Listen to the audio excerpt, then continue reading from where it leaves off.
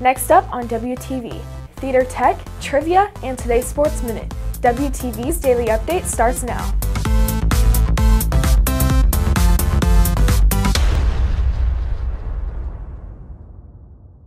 Hey there, Red Hawk Nation. Today is Tuesday, April 13th, and I'm Alyssa Murphy with today's Daily Update brought to you by Wingspan TV. The school board held a meeting last night to discuss a multitude of topics, from student recognition to the school district's response to problems with the online version of the STAR test. There was lots on the Board of Trustees' agenda Monday night. One of the areas getting a good amount of discussion and public feedback was COVID-19. The school year didn't start off with the best possible news as far as COVID-19 is concerned, according to the data presented at Monday's school board meeting, with several spikes in the first semester around things such as Halloween and Thanksgiving. However, by the end of January, the numbers of COVID-19 cases was dropping.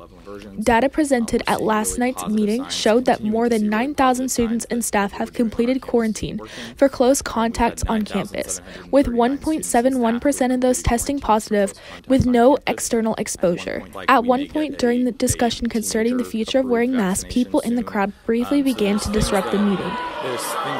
Hey, please keep the discussion down. We're trying to get through our meeting tonight. Shortly after this discussion, the meeting turned to public comments where numerous parents spoke out on masks. Make masks optional now? Thank you. But as of right now, the district is still requiring masks on campus and at district events. To watch the recording of last night's meeting, go to friscoisd.org. Some members of the school's tech theater class just finished their UIL entries. WTV's Ayan Ali has the details. Several Red Hawks had a chance to show their art skills through a unique theater set design project, with freshman Ananya Kulkarni being one of the only students from Frisco ISD to qualify. So I qualified for state for Division II set design in UIL theatrical design, and this means that I will be competing with people from all over the state. She credits much of her success to tech theater teacher Laura Dars. I think she is like a wonderful person, and she actually selected me for this set design because she said that my ground plan was very good. And I was excited at first. But I didn't think that I would actually qualify. But now that I did, I obviously was very excited when Ms. Dars told me that I qualified. The competition provides set guidelines according to Dars, and Kulkarni is one of the only 2 Frisco ISD students to advance. I couldn't be prouder of Ananya. I mean, she was doing this for the very first time, and set design is extremely complicated with drafting ground plans and sketches, and she took it all in stride and just made it happen. You know, it's not often that a freshman advances to state finals, but when they do, it's really wonderful because then they're going to have several more opportunities during their high school career to even better themselves. Reporting for WTV, I'm Ayan Ali.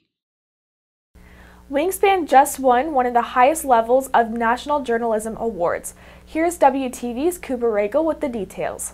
Since 1993, the National Scholastic Press Association has presented the Pacemaker Award to the nation's top high school publications.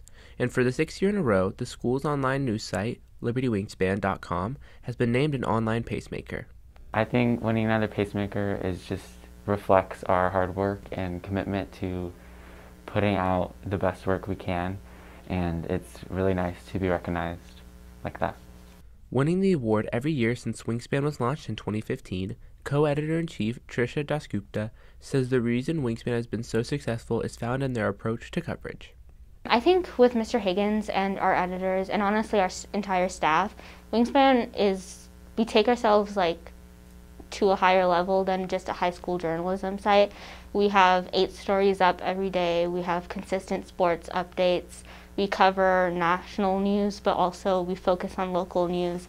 And we always make sure to have quality stories balanced with timely stories. And I don't know many other high school journalism sites that put that same consistency and those efforts forward.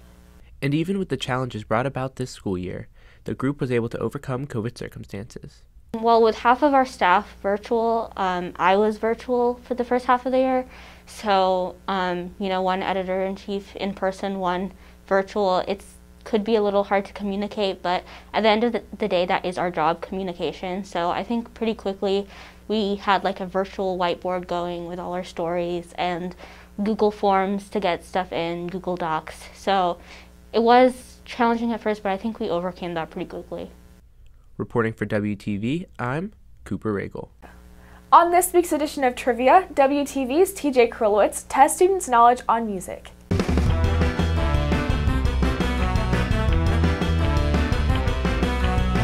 Hello and welcome to Wingspan Trivia. I'm your host CJ Krylowitz, and today we'll be testing students' knowledge over music. The first question is, who's the most streamed artist this month? I think Dua Lipa is the most streamed. I think the most streamed artist on Spotify this month was Justin Bieber because he just came out with a new album.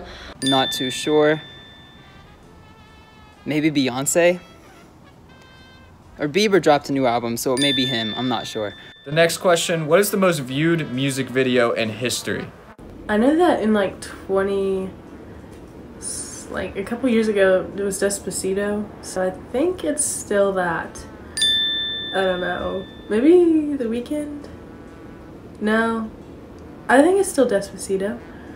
Old Town Road by Lil Nas X because that one was really popular. Is it Thriller? Michael Jackson? The next question, who has the most Grammys ever? Beyonce or Adele have the most Grammys. I think it's Beyonce though. Like Beyonce or something, or like Drake. If not Beyonce, Stevie Wonder. It's my other guess. What year did Michael Jackson pass? Michael Jackson died in June 2009. That Michael Jackson died in 2009. It was 2009. I remember they had his memorial on TV. Reporting for WTV, this is TJ Krylowitz.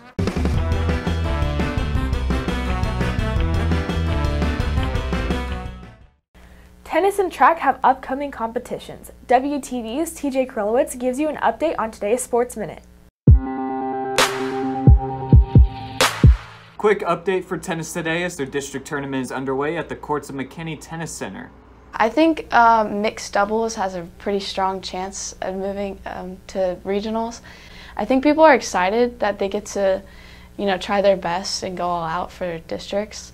But I think they're also sad at the same time that this could potentially be the end of the season for them. Play started at 8 a.m. with matches still being played.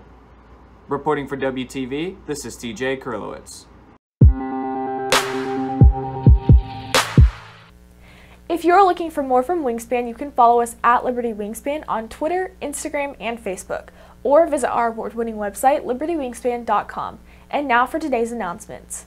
Attention AP students. If you registered and paid to take an AP exam, you will receive an email at least a week prior to your test date with specific exam details. Please make sure to check your email for exam details. If you have any questions, please contact Leslie Thompson at thompsonle@friscoisd.org. That is thompsonle@friscoisd.org. That's it for today's daily update. This is Alyssa Murphy for Wingspan TV.